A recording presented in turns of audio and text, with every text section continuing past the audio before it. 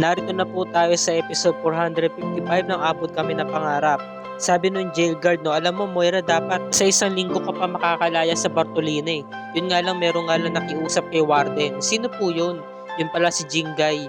Moira, mabuti naman at nakalabas ka na. Jingay, maraming salamat sa'yo sa pagtulong mo sa akin. Sabi naman ni Jingay, wala yun Moira. Diba meron nga tayong kasabihan sa Biblia, ang John chapter 1 verses 9. Talagang sinabi niya, no? Kaya gagawin ko yun para sa ikabubuti mo, Moira. Sabi naman ni Moira, maraming salamat sa iyo, Jingay ha. Sana tulungan mo ko. Tulungan mo ko magbago. Gusto ko na magbago, gusto ko na maging mabuti. Ayoko nang gumawa ng mga kasamaan. Sabi naman ni Jingay, tutulungan kita.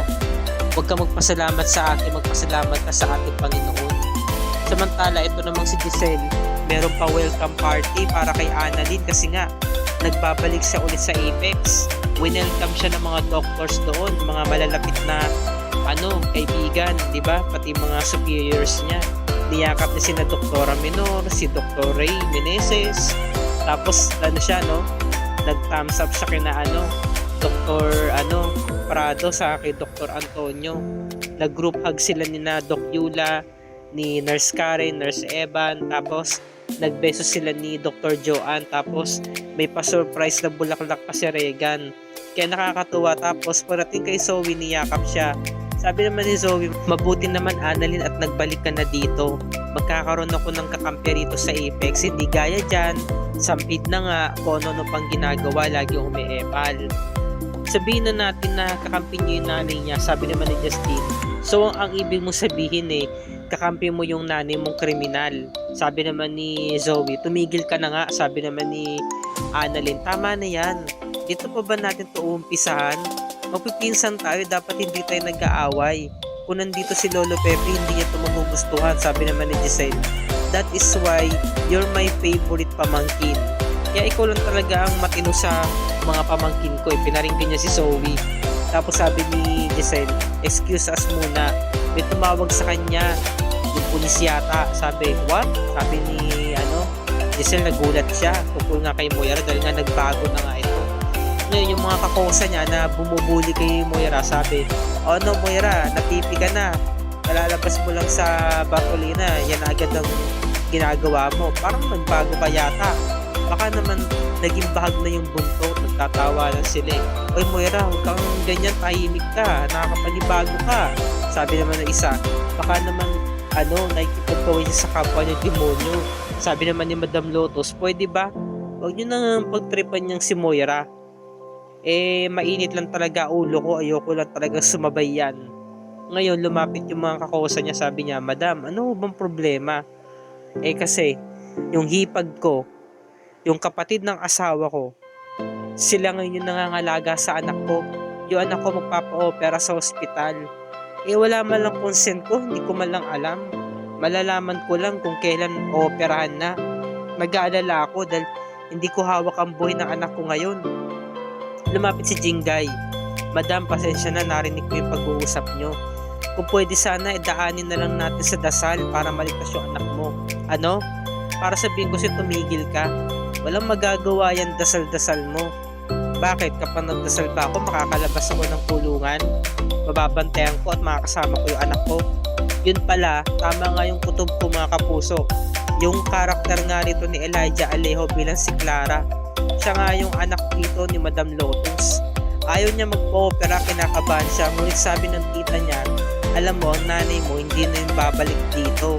Habang buhay na makukulong yun. Kasi nga sabi nga ni Clara, kung pwede sana bigyan ng pardon para bantayan siya sa ospital habang siya inooperahan. Dahil nga kinakabahan siya, gusto niya ng inspirasyon at lakas ng loob.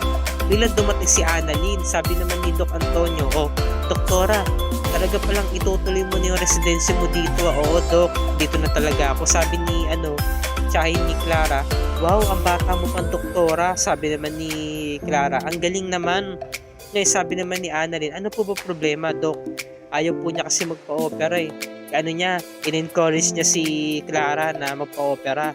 Ngunit naantala yung pag-uusap nila dahil nga dumating agad si Giselle. Sabi niya, Doc Antonio, pwede ko bang mahiram muna si Doktora Annalyn? Sige po, kasi masama pakiramdam ng tatay mo.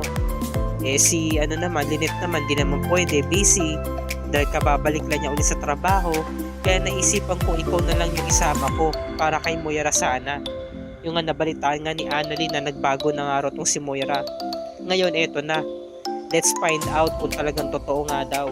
Ngayon, nung pagdating nga ni Moira, sabi niya, Giselle, maraming salamat at pinaunlakan mo ko ha, dumating ka talaga. At sinama mo pala si Annalyn. Alam mo, Giselle, humingi ako ng tawad sa lahat ng nagawa ko sa'yo at sa pamilya natin. Pati na rin kay Annalyn. Humihingi ako ng tawad sa'yo, sabi naman ni Giselle. Alam mo, kaya naman kitang patawarin pero kung magsasabi ka ng totoo, ano totoo? Sabihin mo, sino yung biniyaran ng tao para ipapatay yung star witness laban sa'yo? Wala akong kakampi, Giselle. Yun yung mga perang naipon ko na natira na ginamit ko para makapag-hire ng gunman para patay yung star witness. Wala akong kakampi sa labas. Ngayon biglang napakita si Irene sa East Ridge. Sabi naman ni Carlos, ikaw na naman, di ba ang usapan natin kapag nakahingi ka na ng pera, alis ka na? Carlos, gusto ko naman mag-beach, saka dalawin yung mga friends ko rito sa Pilipinas. Ang tagal kong nanatili sa Amerika, no? Pahintulutan mo naman ako mamasyal dito. So wawaldasin mo yung pera, magliliwaliw ka. Hindi naman sa ganun, Carlos. Siyempre na-stress ako, di ba? Saka nagpunta ako dito dahil may check-up ako sa doktor ko sa gynae. Sa dami-dami ng hospital sa Pilipinas, dito pa talaga sa East Ridge. Gumagawa ka lang ng dahilan. Ang dami mong palusot. Ikaw naman kasi ang dami mong tanong, sabi ni Irene. Malapit naman kasi tong hospital ng East Ridge sa tinutuluyan kong hotel. Kaya dito na ako tumuloy. Sige na, baka malit pa ako sa doktor ko. Ang sama ng tingin ni Irene kay Doc Carlos. Talagang may binabalak siya. At syempre, sabi nga ni Moira, wala talaga akong kakampi sa labas. Ako lang to mag-isa, sabi naman ni Giselle. Ang galing mo pa rin magpalusot, Moira. Hindi talaga ako naniniwala sa'yo Bakit sinama ko pa rito si Annalyn? Sorry, Annalyn at nakita mo pa to. Wala naman palang kwenta tong pinuntahan natin dito, kaya mabuti pa umalis na lang tayo. Lumuod si Moira, sinundan niya si Annalyn sa si Giselle. Patawarin mo na ako, Giselle. Talagang nagbago na ako. Gusto ko na talaga magbago. Mabuti na akong tao.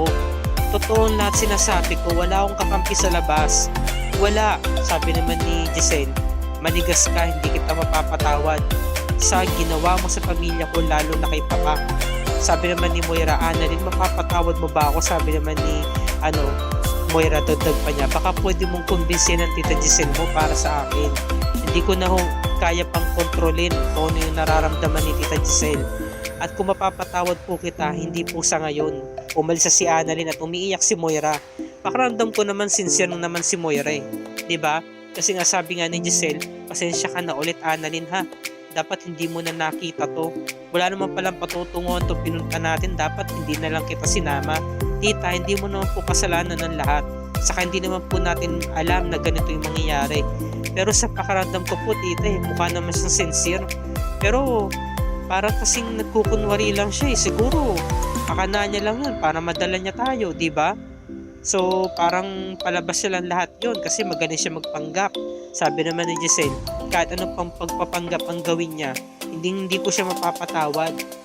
Ngayon, merong mga nag-away na mga preso sa labas. At itong isang babae na wala ng mali dahil nga naglalaro nga sila ng basketball na si Iko sa may dibdib. Diba? Bilang sumikip yung kanyang puso at nawalan ng malay. Siyempre nag-hysterical yung jail guard. Tinawag si Doktora, sabi niya, Doktora Santos, mabuti nandito ka pa. Meron nung kasing nahimatay na inmate. Pinunta agad ni Doktora. Chinek yung vital signs. Sabi niya, kailangan ko po ng yung pag-check na ng pulso. Baka meron kayo. Sabi ng jail guard ng lalaki, kukunin ko po, Doktora. Ngayon, nalaman na ni Doktora Annalyn ng sintomas. Meron daw bumara sa puso niya, kaya sumikip, kaya yung daloy ng hangin hindi nakadaan. So napag-aralan niya agad. Ito namang si Moira, siya presinta, sabi niya, Doktora, baka may maitulong ako. Sabi ni Annalyn, kailangan ko po ng heringgilya na may mahabang needle.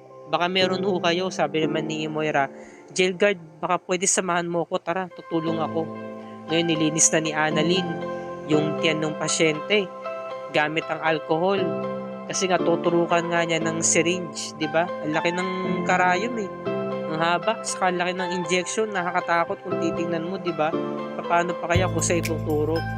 Kukuha siya ng dugo, 'di ba? Kukuha siya ng dugo para yung yung pinakabara doon nga sa may dalaw yan nga ng hangin nga sa may puso mawala. Kaya binawasan niya muna ng dugo. Ngayon, naging okay na yung pasyente, nakahinga na ng maluwag. Nagkamalay na. Hindi na kailangan pandalhin sa ospital, 'di ba? Kasi kung dadalhin pa sa ospital, baka nga naman mamatay.